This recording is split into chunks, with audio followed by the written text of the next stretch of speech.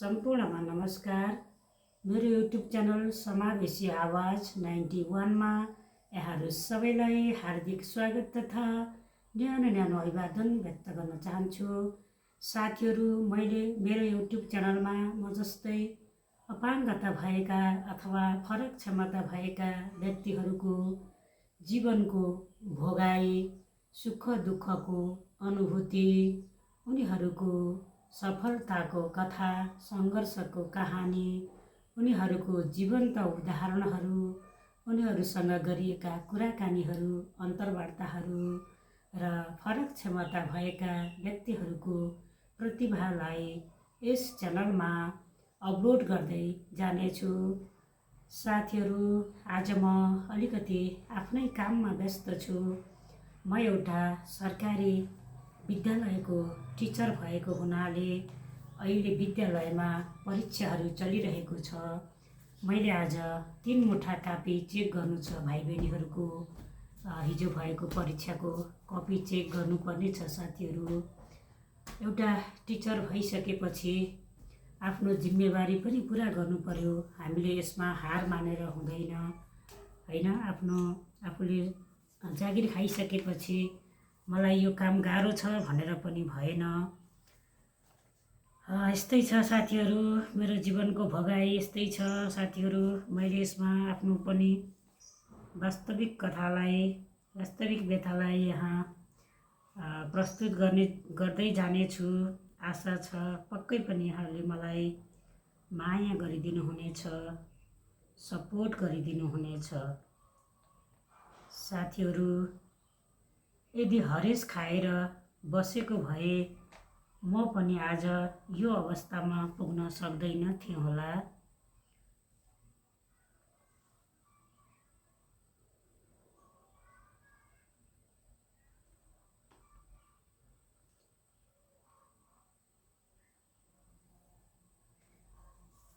हामी दृष्टिविहीनहरूलाई अथवा दृष्टि सम्बन्धी अथवा हेराइ सम्बन्धी समस्या भएका व्यक्तिहरूलाई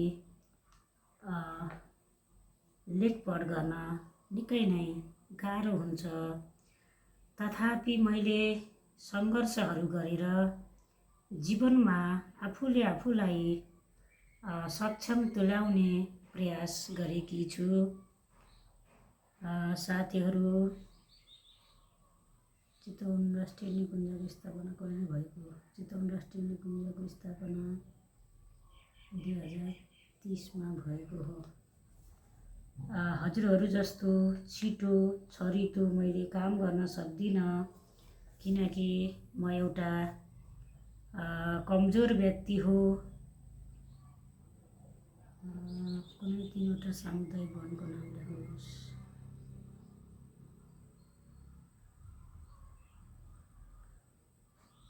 मलाई साँच्चीकै गाह्रो छ साथीहरू। यस्तै भोगाइहरू धेरै छन्। मेरा अनुभवहरू, मेरा सफलताका कथाहरू पनि छन्। म चाहिँ सरकारी विद्यालयमा प्रावि तहको शिक्षक हुँ। साथीहरू, प्रहरी चौकीमा वडाहरू, छिमेकमा झै झगडा र मलाई पनि जीवनमा धेरै दुःखहरू आइपरेका थिए। मैले पनि जीवनमा धेरै सङ्घर्षहरू गरेको छु। हेर्नुहोस् त साथीहरू, कति गाह्रो छ हामीलाई। विद्यार्थीहरूका यस्ता मसिना अक्षर एक पढेर हामीले चेक गर्नुपर्छ। हजुवामा नम्बर दिन पनि भएन। कति गाह्रो छ हेर्नुहोस् त। एउटा कपी परीक्षण गर्न मलाई कति समय लाग्छ।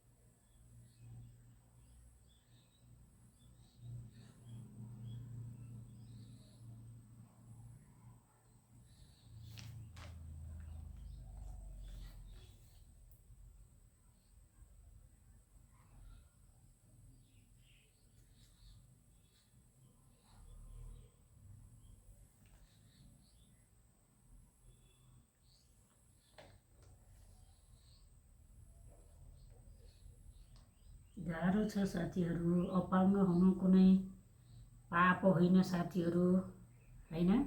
हामीहरू विभिन्न कारणहरूले गर्दा अपाङ्ग हुन सक्छौँ। तलका प्रश्नहरूको उत्तर दिनुहोस्। स्थानीय तहको सबैभन्दा तल्लो प्रशासकीय एकाइलाई नै वडा कार्यालय भनिन्छ। वडा कार्यालयले गर्ने कामहरू बनाउने, विवाह दर्ता बनाउने,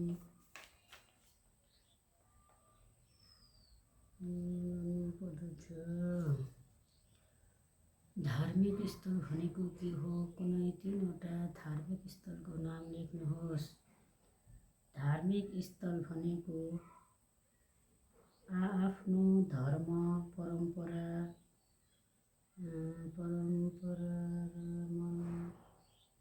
परम्परा भएका मानिसहरू वा ठाउँलाई भनिन्छ। धार्मिक स्थलको नाम विक्रम बाबा, गणेश मन्दिर अनि आएर देवघाट धाम हुन्।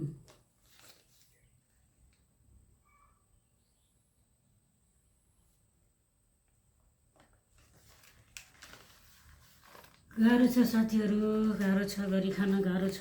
के गर्ने? केही नलेखेपछि यसरी नम्बर घरको तानिदिनुपर्छ। हेर्नुहोस् त,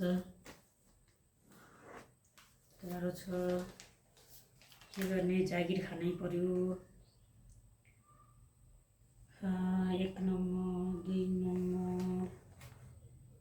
तपाईँको स्थानीय तह प्रमुखको नाम अमृतराज हमाल लेखेको मिलेन। 2 number, 3 number, 4 number, 4 number, 4 number.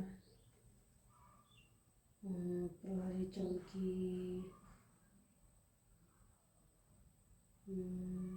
4 number, 4 number, 5 number,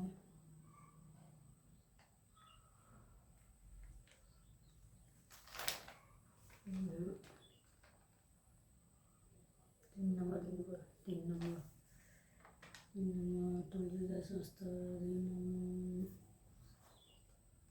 3 मिलेन।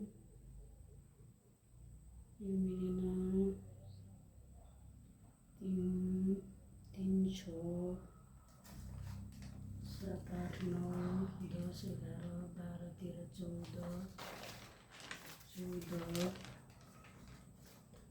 15 16 17 18।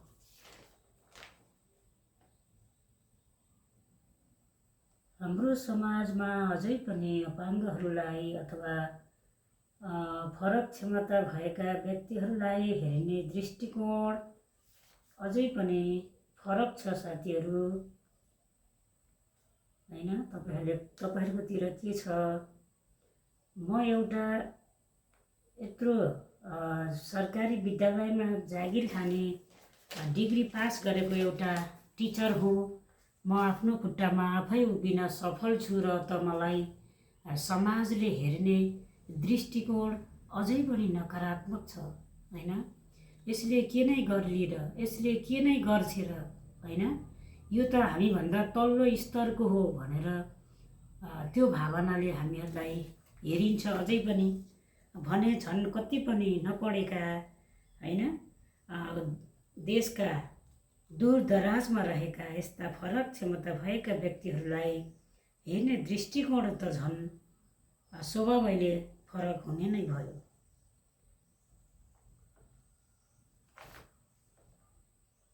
पर्यटक भनिन्छ। र मैले यो च्यानल खोल्न किन जरुरी ठाने भने साथीहरू, प्रभुको जनसङ्ख्या 36926। किन आवश्यक ठाने भने साथीहरू, म त यतिको ठाउँमा छु, यसरी आफ्नो खुट्टामा उभिएको छु र त मलाई समाजले हेर्ने दृष्टिकोण अझै परिवर्तन भएको छैन भने यस्ता हजारौँ लाखौँ व्यक्तिहरू अपाङ्गता भएका व्यक्तिहरू छन्। साथीहरू, यदि यो भिडियो यहाँहरूलाई मन पर्यो, यदि यहाँहरूको मनमा पनि यो भिडियोले केही प्रभाव पार्यो भने अवश्य पनि मेरो यो भिडियोलाई लाइक, कमेन्ट, सेयर अनि सब्सक्राइब गर्न नबिर्सनु।